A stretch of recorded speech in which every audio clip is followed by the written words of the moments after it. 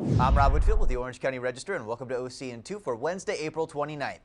Cypress police say they are clearing 24-year-old Aaron Burris of Huntington Beach of an April 1st armed robbery at J&B Market after viewing surveillance videos that show Burris at the Staples Center for a Clippers game during the time of the robbery. Burris spent 5 nights in jail, paid $50,000 for bail, and lost his job at Big O Tire in Cypress, where he was arrested on April 10th.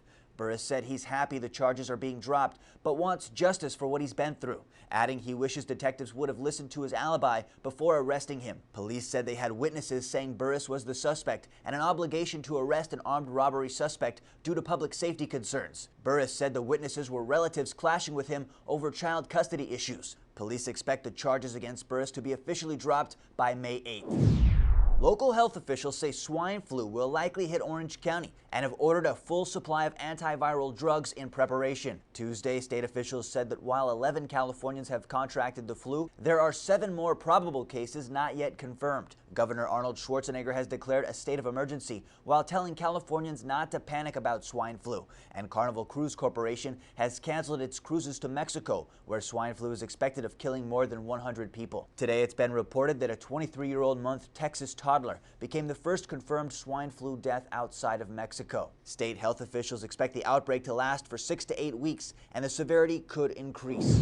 Orange County supervisors voted Tuesday to reinstate a health education contract with Planned Parenthood that they had suspended last month after a debate over abortion. But the board created a new policy that will make it more difficult for Planned Parenthood and some other community clinics to qualify for the grant in the future. The new policy excludes health education programs from receiving tobacco settlement revenue grants and says the money can only be spent on direct clinical care.